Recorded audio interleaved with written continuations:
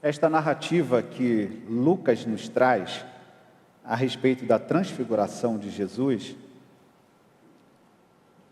é uma narrativa que coloca o episódio num dos quadros, ou no quadro, melhor dizendo, das mais importantes aparições de Jesus, da maneira como ele apareceu aqui nesse texto. A transfiguração, ela é tão importante que ela está como para o batismo de Jesus, ela está como a morte de Jesus, porque ela fala da paixão, e ela fala também da ressurreição. É uma narrativa e é um episódio muito importante entre os evangelhos, que trata deste assunto no capítulo 9 do livro de Lucas. 3 evangelistas citam a transfiguração, com poucas diferenças desta narrativa. Nós encontramos Lucas no capítulo 9, a partir do verso de número 28, esta narrativa da transfiguração do Senhor Jesus diante de 3 discípulos mais próximos, mais íntimos, em que Pedro faz uma declaração: Senhor, este lugar é tão bom que nós gostaríamos de ficar aqui.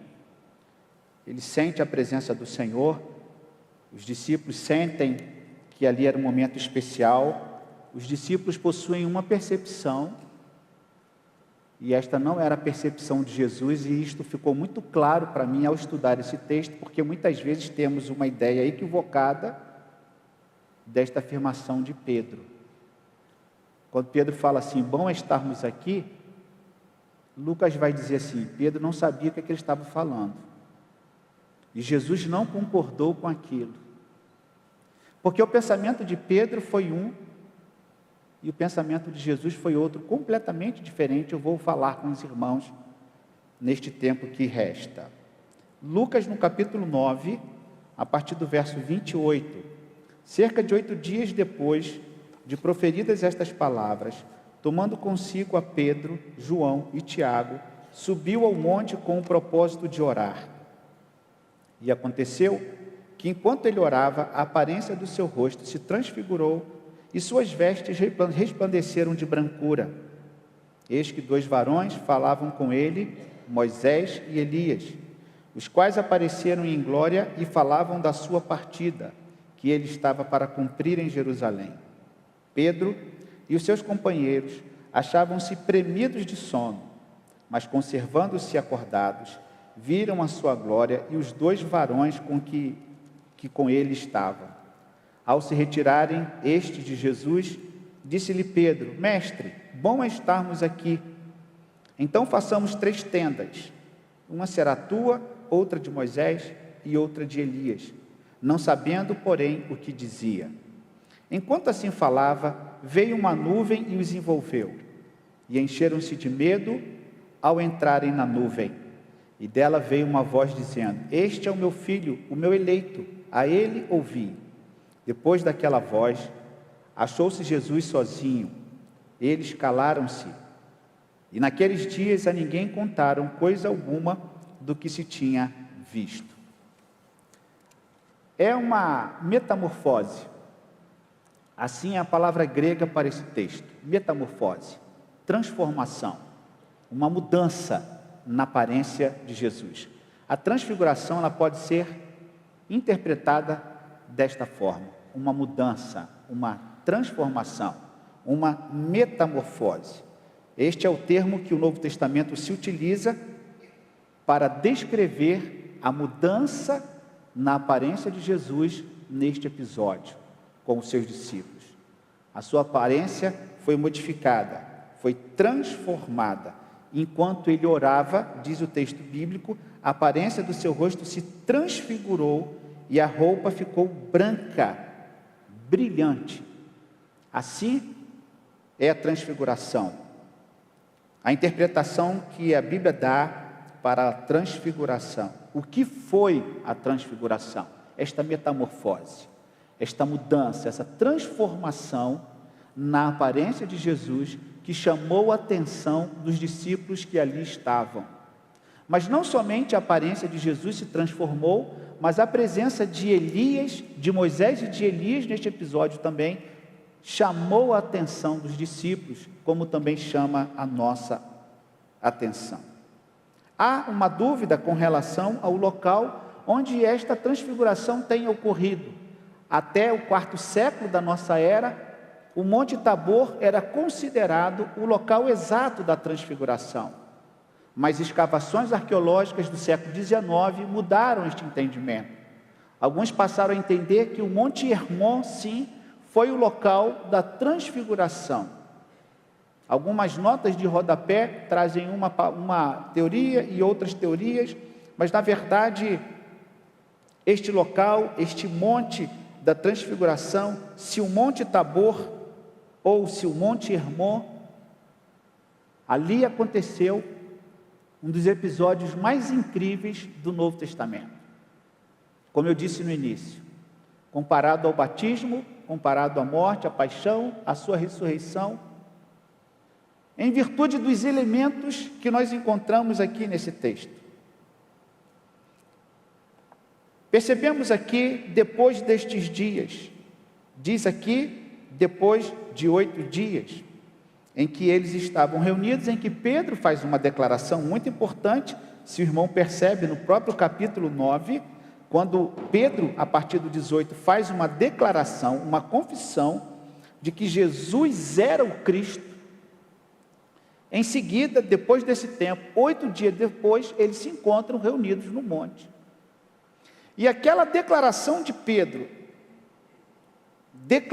atestando que Jesus era o Cristo, ela foi extremamente confirmada com o episódio da transfiguração. Uma coisa é você falar, expressar, uma coisa é a sua boca proferir uma palavra.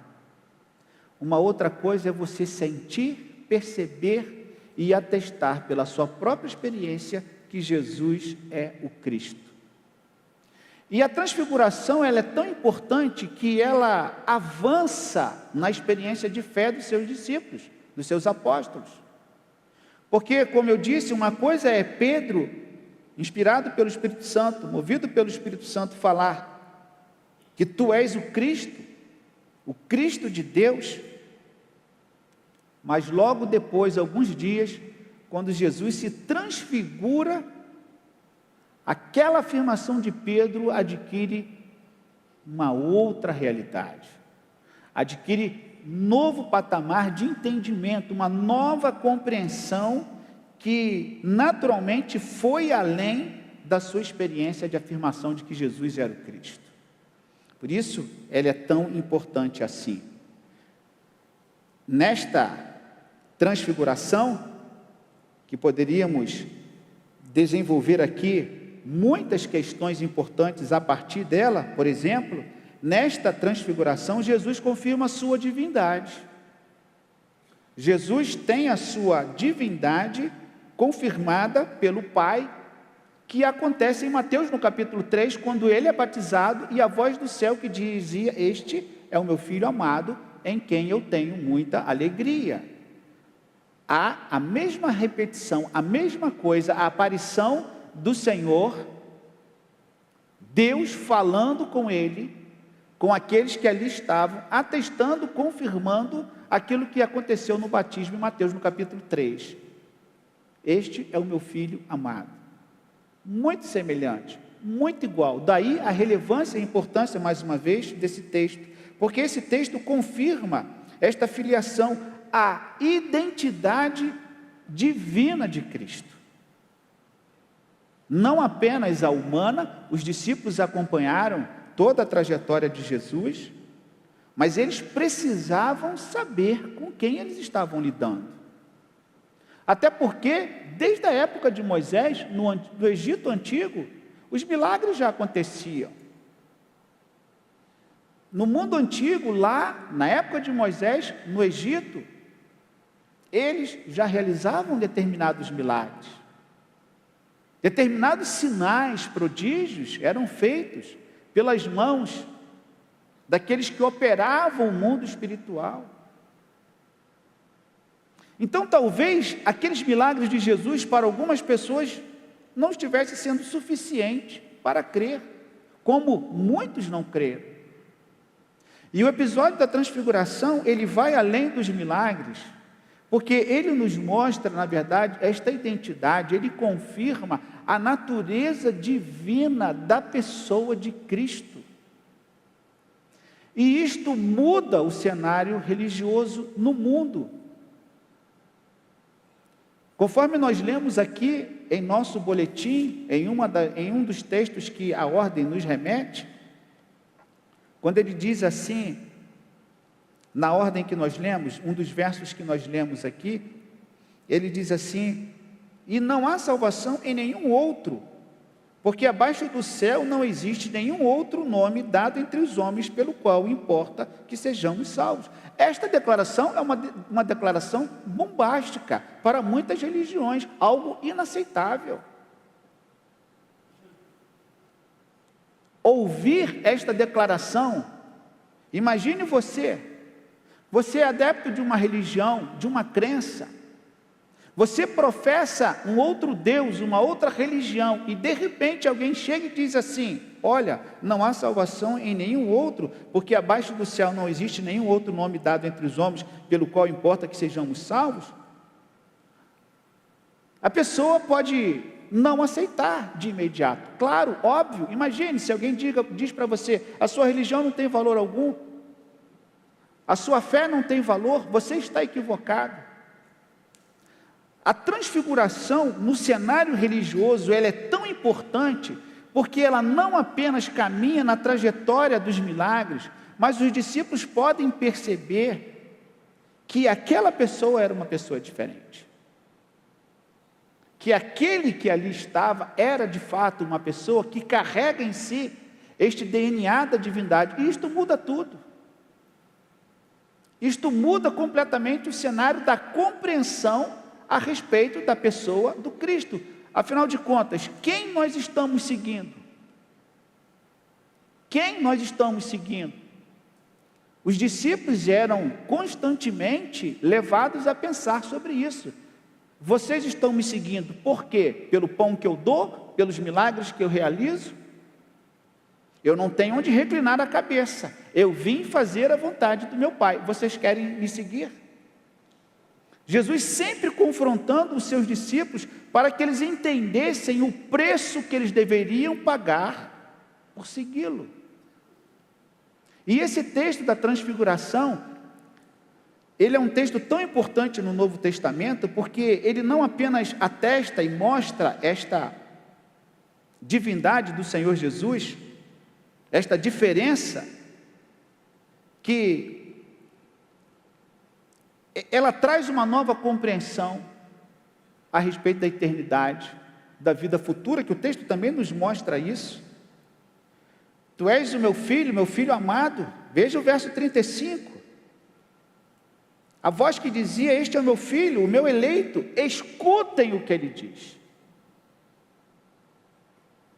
Esta declaração divina, esta fala audível, esta manifestação do Deus Criador, que olhando para o seu servo sofredor, aqui ele é glorificado, aqui ele é exaltado, e aqui os discípulos puderam relatar, por isso dos 4, 3 relatam, este episódio que traz esta confirmação, esta palavra da afirmação divina de que tu és o meu filho, o meu eleito. Escutem o que ele diz. Mas não apenas isto, este episódio da transfiguração mostra a sua glória. Veja aqui no texto. Enquanto ele orava, verso 29, estou em Lucas 9. Enquanto ele orava, a aparência do seu rosto se transfigurou, suas vestes resplandeceram de brancura, ou seja, a metamorfose aconteceu, a transformação aconteceu, a mudança aconteceu. Esta mudança na sua feição, no seu rosto, no seu corpo, a mudança visível que os discípulos puderam perceber em virtude desta glória de Deus que tomou conta daquela pessoa, daquele corpo, que anteriormente já vinha dando e apresentando os sinais da sua divindade, mas aqui de uma maneira mas clara, não apenas a declaração da voz divina do próprio Deus Pai, este é o meu filho amado, mas vem agora esta identificação física, não apenas de uma voz que fala, mas de uma aparência que se modifica, que se transforma, e de um corpo que muda em virtude daquilo que ele é, em virtude daquilo que ele representa. Uma pessoa cheia da presença de Deus, uma pessoa cheia da presença do Espírito Santo, resplandece,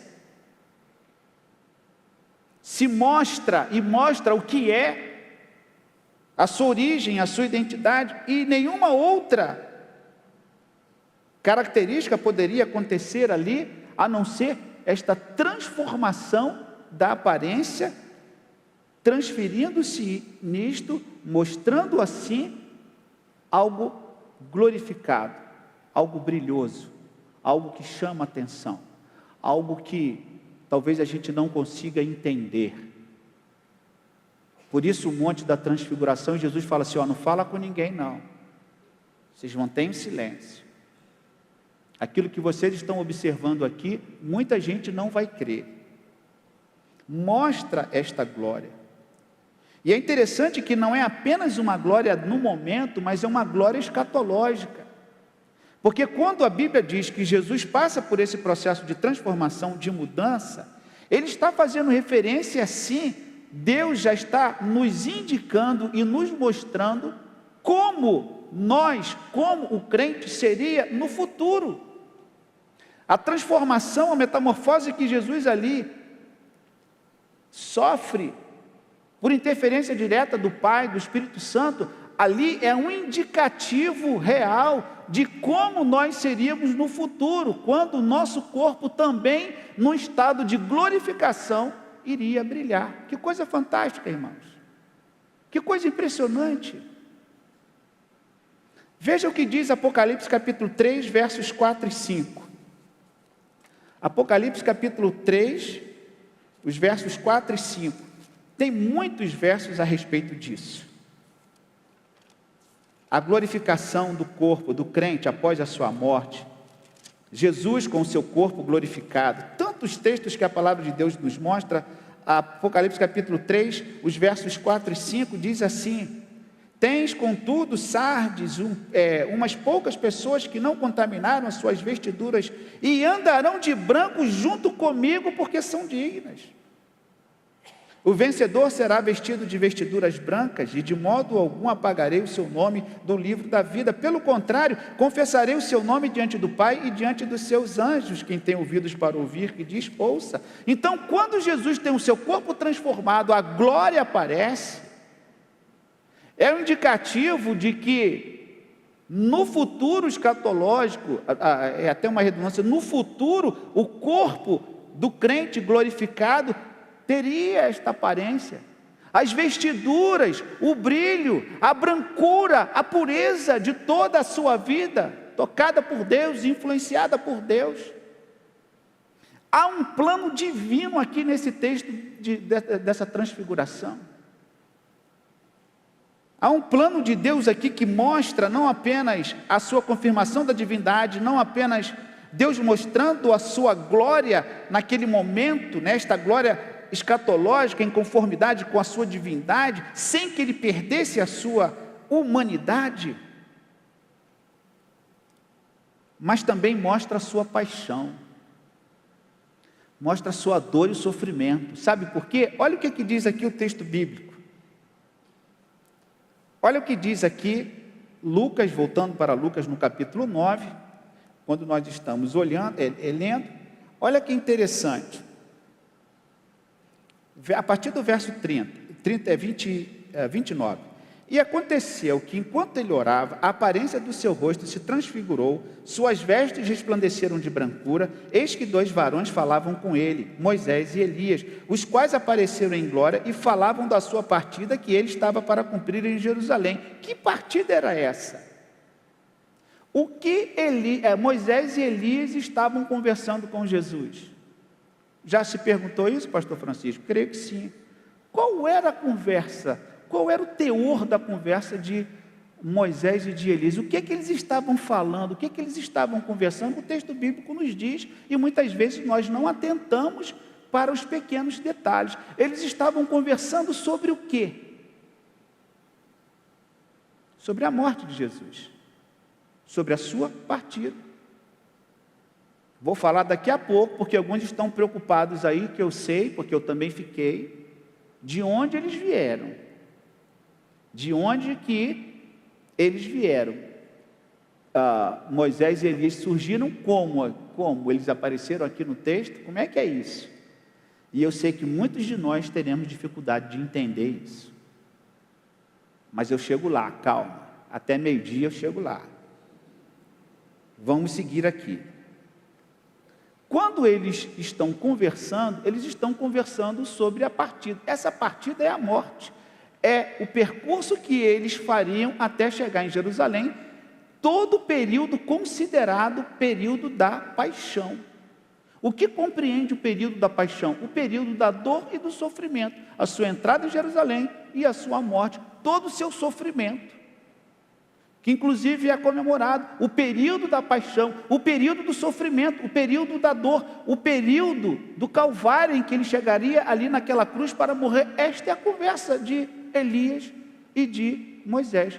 Que coisa bacana, imagina, alguém te visita, você está doente, e a pessoa chega e fala assim: escuta, vamos conversar sobre a sua morte?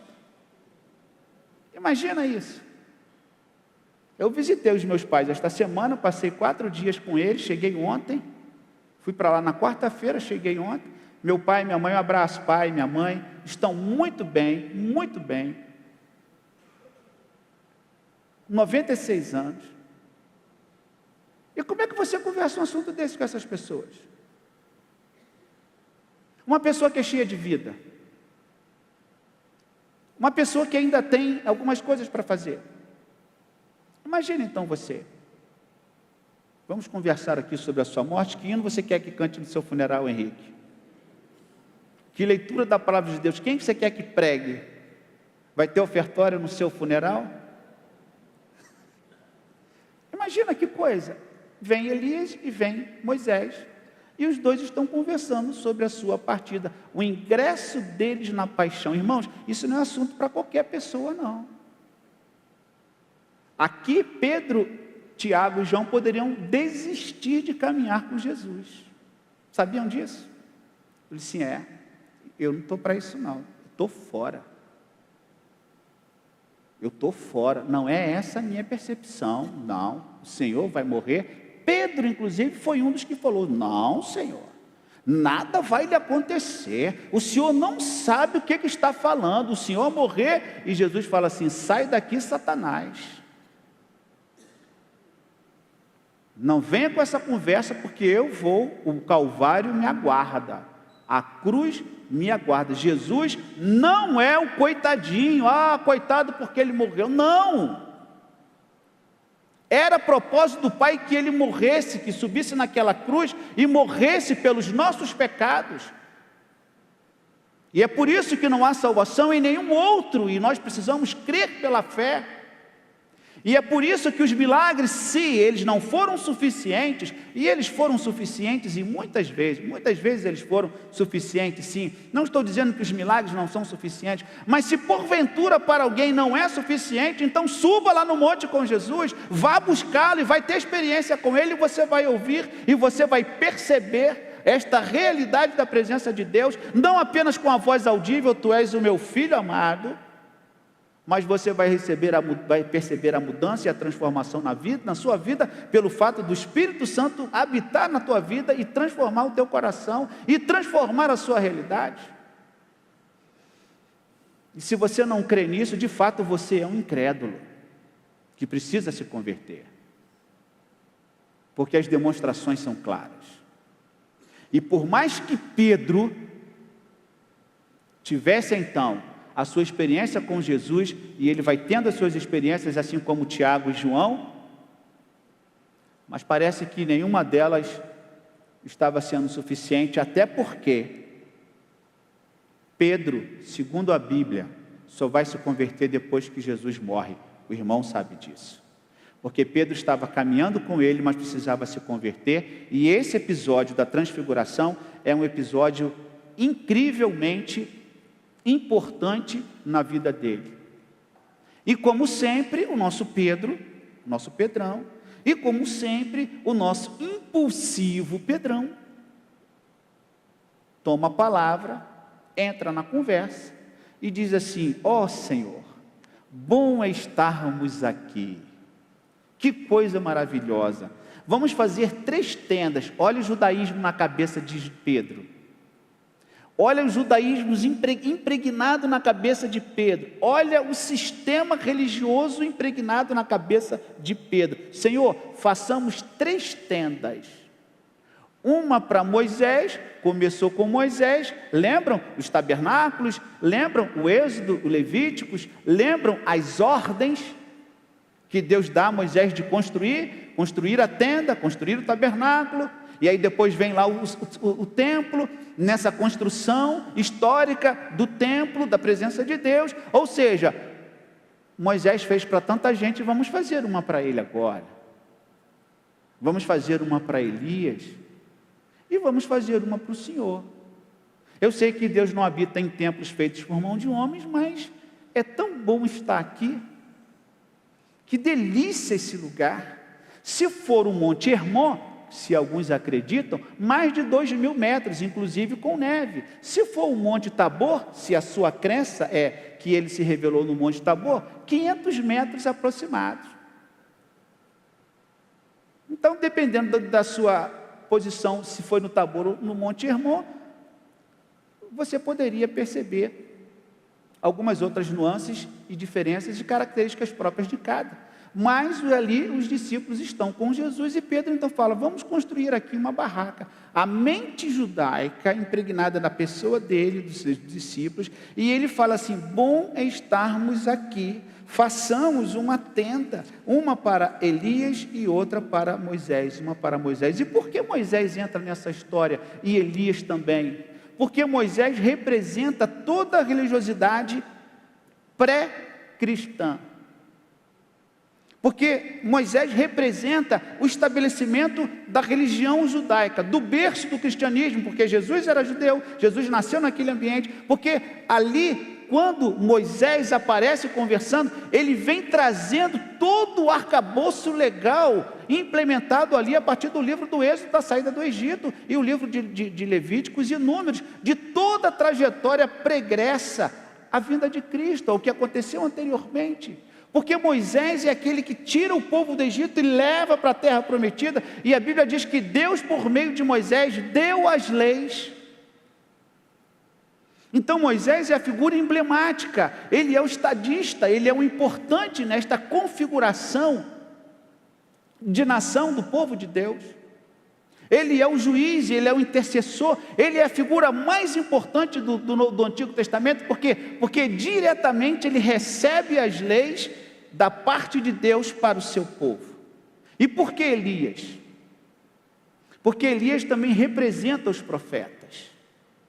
Porque Elias representa a mensagem, porque Elias representa o arrependimento. Se pela mão de Moisés, Deus concedeu a lei para que o povo seguisse, esse povo não seguiu, esse povo se desviou, então se levanta Elias para que este povo pudesse retornar ao caminho, e esse povo pudesse novamente obedecer a lei por meio de Moisés.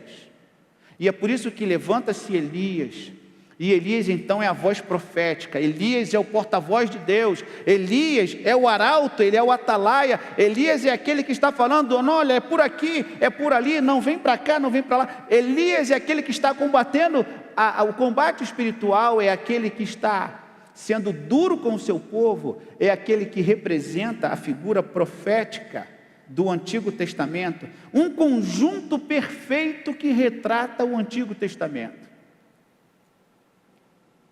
Aparição de Moisés e de Elias. Uma nuvem luminosa os envolveu e aparece a voz do Senhor, surge a voz do Senhor, a modificação na aparência de Jesus e com eles a aparição de Moisés e de Elias. E uma outra coisa interessante, por que Moisés e Elias? E aí, alguns comentaristas falam muito interessante a respeito disso, porque as duas mortes foram estranhas. Elas não foram comuns. Onde é que Moisés foi enterrado? Ninguém sabe. Não há registro do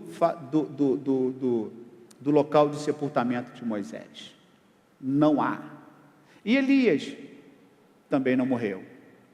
Elias foi trasladado. Duas pessoas que não experimentaram, talvez, Elias, a palavra é mais clara, com Moisés não há tanta clareza assim. Mas Deus, de alguma maneira, providenciou algo diferente para estes dois. Não há clareza com relação à morte, o local da morte de Moisés, ainda que a Bíblia tenha dito que Moisés morreu e morreu, mas não se sabe. E por muitos motivos há uma ideia a respeito disso. E Elias, que foi trasladado, subiu sem conhecer a morte. E os dois aparecem vivos diante do Senhor Jesus. Um representando a lei, o outro representando os profetas. Duas representações importantes para os judeus. Pedro tem o judaísmo na sua cabeça e ali ele reforça aquela ideia porque os dois aparecem, mas olha que interessante, o texto não termina aí, o brilhantismo e a riqueza do texto não termina aí, ainda que eles refletissem neste retrato perfeito do Antigo Testamento. Ninguém sabe a morte de Moisés. Elias não experimentou a morte, foi trasladado. E os judeus daquele tempo esperavam a vinda dos dois no fim dos tempos. Havia uma tradição judaica que Moisés e Elias viriam, os dois viriam para ressurgir o povo, para falar novamente ao povo. Eles esperavam que os judeus fossem restaurados à ordem. O irmão pode anotar no seu caderno aí, em casa você vai confirmar essa minha informação em Malaquias 4:4. Malaquias 4:4 atesta isso que eu estou dizendo, que os judeus esperavam esta vinda para que eles pudessem restaurar. Por quê? Porque eles estavam aguardando o Messias, aguardando a promessa de Deus. E aí o que acontece? Não é nem Elias e nem Moisés, mas foi Jesus. O que nós extraímos daqui? Que Jesus reúne tanto a lei quanto os profetas. Jesus é a encarnação perfeita do Pai. Por isso que não é mais Moisés. Nós não estamos mais na lei. O profeta mudou. O profeta é único. O profeta é Jesus. Os dois mais importantes estão diante do Filho de Deus. Irmãos, isso é maravilhoso. A lei e os profetas duraram até Jesus. Isso é fantástico. Jesus é a encarnação perfeita do Pai. Ele é o primogênito, ele é o Filho amado. E ele então se transfigura diante dos seus discípulos. E Pedro então vai dizer assim: bom é estarmos aqui, façamos 3 tendas. E aí eu quero caminhar para a conclusão. Enquanto Jesus está mostrando a glória futura, Pedro está querendo fincar raiz nessa terra. Enquanto Jesus está mostrando a glória futura, enquanto a aparição de Jesus é escatológica, enquanto Jesus está falando do que o Apocalipse falaria posteriormente, a respeito das vestes resplandecentes, das roupas brancas, a respeito da glorificação do Filho, Pedro fala assim: Senhor, vamos fazer uma tenda aqui para nós. Vamos ficar aqui porque está bom. Qual é, meu irmão? Qual é a perspectiva que você tem a respeito do Evangelho? Você quer fincar raiz nesta terra? Você quer permanecer ainda que esteja bom? A reflexão que fazemos é esta: ainda que a nossa experiência seja boa, ainda que tenhamos uma vida boa, agradável, confortável aqui nesta terra, é verdade que você quer ficar raiz nesta terra? É verdade que você quer uma tenda para você ficar aqui neste lugar?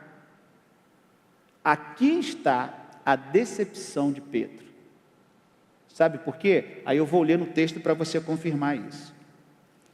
Quando Pedro fala isso, olha o que diz aqui a palavra do Senhor. Quando Pedro fala isso, verso 33, estou concluindo. Ao se retirarem estes de Jesus, ou seja, quando Moisés e Elias voltaram para o céu,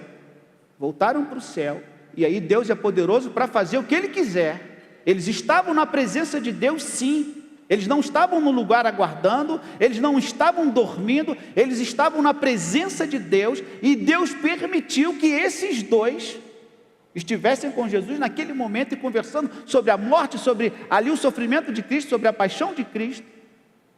Quando eles se retiram, naturalmente voltaram para a presença de Deus. Eu sei que esse é um assunto muito polêmico, muito complicado, porque determinadas pessoas viajam nesse assunto. Mas eu preciso ser leal à palavra e eu preciso citar isso. Quando eles vão embora, Pedro diz assim: bom, mestre, bom é estarmos aqui, então façamos 3 tendas, uma para tu, outra para Moisés, outra de Elias, não sabendo, porém, o que ele dizia. O que é isso, meu irmão? É uma mente fincada na terra, é uma mente fincada no aqui, no que eu estou vivendo aqui, e é aquela pessoa que não está preocupada com o futuro. Enquanto Jesus está pensando lá na glória, Pedro está pensando aqui nesta terra. Enquanto Jesus está pensando na eternidade, Pedro está pensando em construir uma tenda. Enquanto Jesus está falando da sua morte, da sua ressurreição, ele não está falando de construção de tendas, ele não está falando de fincar mais alguma coisa aqui nesta terra. Não, o assunto é outro. Ele não está falando sobre acampar, ele não está falando aqui sobre um bem-estar porque o local é bom, não é sobre o tabernáculo humano, mas é sobre a glória de Deus que há de se revelar no futuro. É a morada eterna, que vai além de um templo, que vai além de uma cabana, que vai além de um tabernáculo, que vai além de um momento em uma determinada montanha, ainda que linda seja, porque na verdade Jesus está mostrando a glória final. Jesus está mostrando aquilo que aconteceria no final. Por quê? Porque Jesus é o cumprimento tanto de Moisés quanto de Elias. Ele é a obra completa do Pai. Nele habita toda a plenitude de Deus. Ele é o libertador, como Moisés foi. Ele é o atalaia de Deus. A mensagem é Ele, o conteúdo é Ele, a palavra é Ele, o verbo é Ele. E ninguém pode se comparar à pessoa de Cristo. Ele é o Cristo, Filho do Deus vivo, o Altíssimo, a resplandecente estrela da manhã. Ele é o Alfa, o Ômega, o Apocalipse 22:16 e tantos outros. E Pedro ainda fala na sua propositura. E Lucas foi o único evangelista que observou a fala de Pedro, dizendo que Pedro não sabia o que ele estava dizendo ao pedir cabanas para ficar naquele lugar, ainda que lindo, maravilhoso, com uma vista ou de 500 metros ou de 2.000 metros. Não era sobre isso que Jesus estava falando. Era sobre a eternidade. Era sobre a eternidade. Ele não é apenas o servo sofredor descrito em Isaías 53, mas ele é o noivo, pronto para se casar com a sua noiva. Ele é a resplandecente estrela da manhã. Ele é o Deus vivo encarnado. Ele virá buscar a sua igreja. Ele virá buscar o seu povo. Mas nós somos privilegiados, irmãos, por desfrutar dessa presença de Jesus. Nós somos privilegiados. Nossa vida muda quando nós estamos na presença do Senhor. Nossa vida se transforma quando nós somos habitados pela presença de Deus. Deve haver transformação, deve haver luz naquele que está com Cristo, deve haver transformação, deve haver metamorfose, deve haver uma transformação de vida na vida daqueles que estão diante do Senhor. Para concluir, para não pairar dúvida na sua cabeça, vá lá em Mateus no capítulo 7, para a gente desfazer alguns equívocos.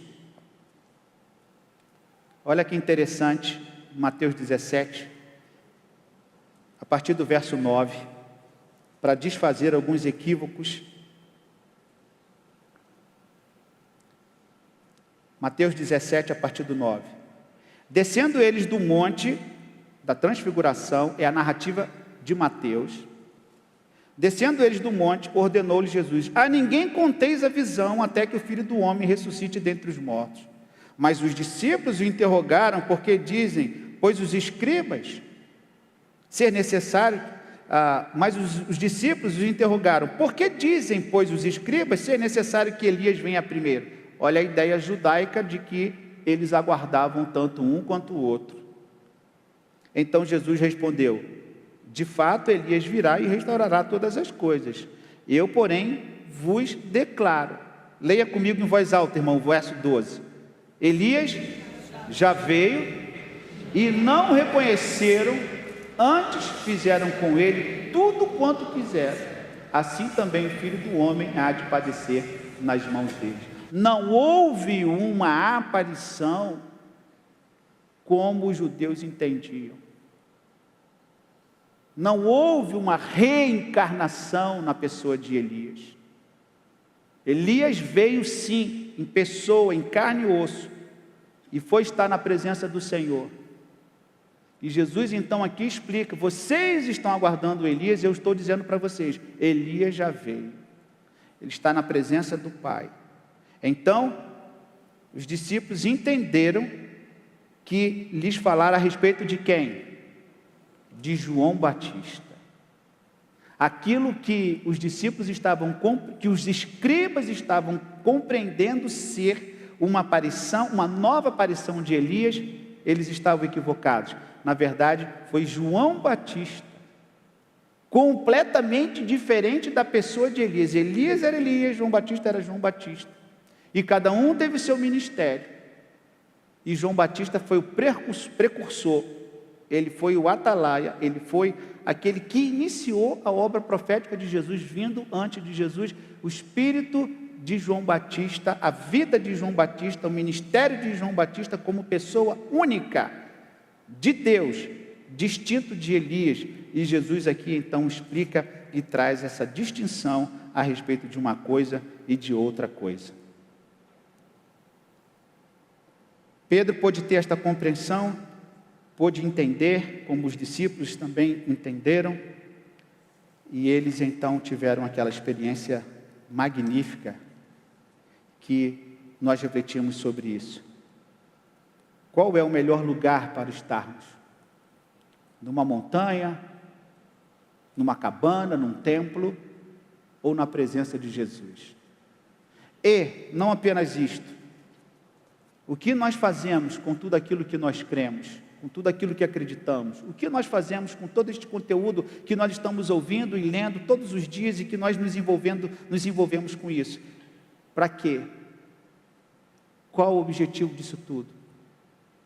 Para nos tornarmos mais materialistas, apegados nesta vida, gozando dos tabernáculos, das tendas, do bom momento com a pessoa de Cristo?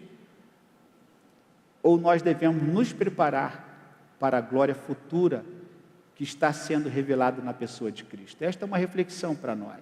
A transfiguração, ela é boa para o momento em que os discípulos estão, ou elas remetem ao tempo futuro que nós devemos nos preparar para isso?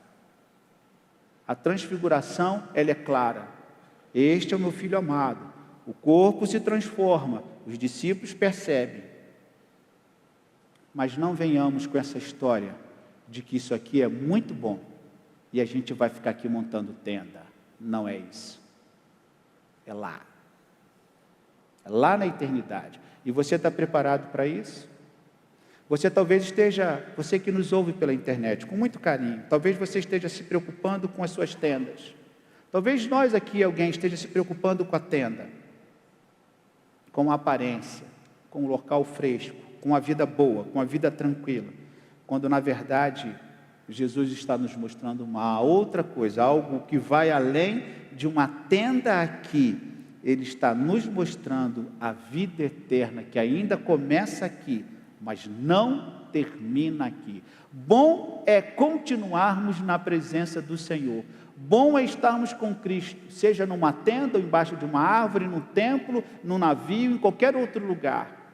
O importante é que nós estejamos seguindo para aquele local que Ele foi preparar para nós. Amém, meus irmãos? Feche os seus olhos. Ore ao Senhor neste momento e peça a Ele compreensão da sua palavra, um tema tão difícil, um tema tão complicado. Não sei se aqui é um sermão, se é um estudo bíblico, se é uma escola dominical, se é... Mas Deus sabe e cumpre a sua palavra. Deus cumpre a sua palavra. E fale com Deus agora. Peça que Ele fale ao teu coração também, porque bom é estar na presença de Jesus. Fiquemos de pé, irmãos, e em oração, cantemos ao Senhor, louvemos ao Senhor, porque o Senhor é maravilhoso. Maravilhoso és, Senhor.